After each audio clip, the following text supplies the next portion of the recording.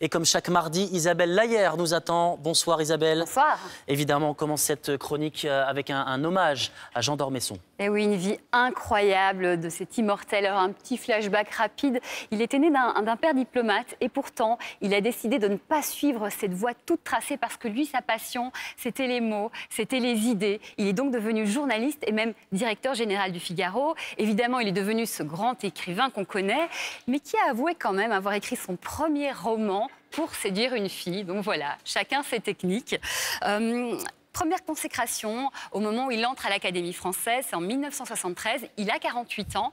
Et bien, figurez-vous qu'à l'époque, c'était le plus jeune de la bande. Il a également œuvré pour que la première femme entre à l'Académie française, Marguerite Yourcenar.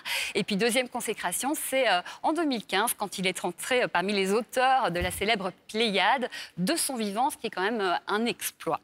Alors, une quarantaine de livres. On peut citer parmi eux Au plaisir de Dieu, qui a été édité en 1974. Il faut savoir que c'est son premier succès, mais il a eu d'autres publications avant qui n'ont pas remporté le succès. Donc voilà, première reconnaissance par le public et par ses pairs. Et puis là, plus récemment, je dirais malgré tout que Cette vie fut belle, un très joli titre pour un très joli livre qui a été édité en 2016. Et puis, ce fameux livre sur lequel il était en train de travailler, qu'il terminait, qui va sortir en 2018. Son titre, Et moi, je vis toujours, un titre qui prend évidemment aujourd'hui une toute nouvelle signification parce que oui, Jean d'Ormesson vivra toujours parmi nous de par son œuvre, mais aussi de par son amour profond pour la vie qu'il a partagé avec nous. Un amour profond, profond comme le bleu de ses yeux.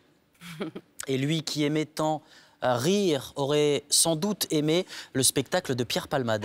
Oui, 7 ans après son dernier one-man show, Pierre Palmade nous revient plus en forme que jamais avec son tout nouveau spectacle. Aimez-moi, qui sonne, c'est le titre du spectacle, qui sonne comme un cri du cœur. Et effectivement, Pierre Palmade le dit, on voudrait tous être aimés au fond, mais les conventions sociales font qu'on ne le dit pas trop. Et donc, c'est aussi le cri du cœur des personnages qu'on va rencontrer dans son spectacle. Et parmi eux, on a un meilleur ami trop franc, un nouveau voisin alcoolique, un médium qui essaye de chanter, sauf qu'il a tellement de voix dans sa tête que c'est un petit peu compliqué. Et puis, il y a aussi un homme qui vient d'être quitté par sa femme et qui se retrouve seul avec ses 2 enfants. Et là, il va bien falloir s'organiser. Regardez. Bon, comment on s'organise pour les repas? Parce que je veux bien qu'on traite du fond, mais la forme aussi. Moi, à part des nouilles et des œufs durs, je ne sais pas faire grand-chose. Encore les nouilles, je fais des nouilles dures jusqu'à nouvel ordre.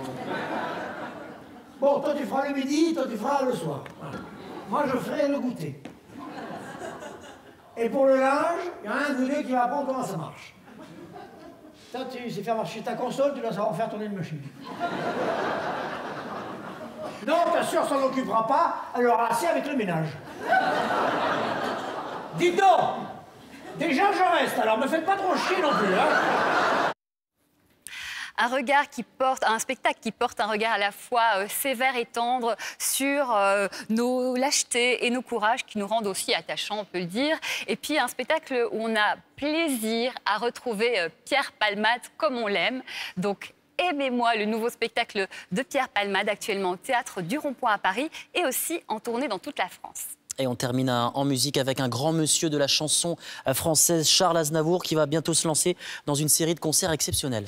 Oui, alors Charles Aznavour, ne mâchons pas nos mots. On peut dire qu'il fait vraiment partie du patrimoine culturel français, mais aussi international, puisque en 1998, CNN l'a consacré le plus grand artiste du siècle. Et puis on peut aussi, ouais, rien que ça. Et puis on peut aussi dire qu'il a son étoile sur le fameux Walk of Fame à Hollywood, et c'est le cas de très peu d'artistes français. Alors, ces chansons, comme ils disent, je me voyais déjà, tu te laisses aller. Bon, je ne vais pas toutes vous les citer, il y en a plus de 1000, on en aurait pour toute la nuit. Vous qui êtes une excellente chanteuse, vous pourriez nous les fredonner, mais bon. Vous savez quoi, je vais faire mieux que ça. Je vais partager avec vous une de mes chansons préférées, dont voici un extrait, c'est La Bohème. Regardez. Quand au hasard des jours, je m'en vais faire un tour à mon ancienne adresse, je ne reconnais plus ni les murs, ni les rues qui ont vu ma jeunesse. En haut d'un escalier, je cherche le taulier, dont plus rien ne subsiste. Dans son nouveau décor, Montmartre semble triste, et les lilas sont morts. La Bohème, on était jeunes, on était fou, bien sûr, mais jeune. La Brème, mais la Brème, ça ne veut plus rien dire du tout. Bon, je sais pas vous, mais moi, ça me bouleverse à chaque fois que je l'entends. Donc voilà, ne manquez pas cet événement, le grand Charles Aznavour, pour 7 concerts exceptionnels dans toute la France, de décembre à février. Le premier aura lieu le 13 décembre à Paris, à ne pas manquer. On parlait de l'immortel Jean d'Ormesson au début de cette chronique. Cette chanson, Ma Bohème, a également quelque chose d'immortel. Merci beaucoup, Isabelle.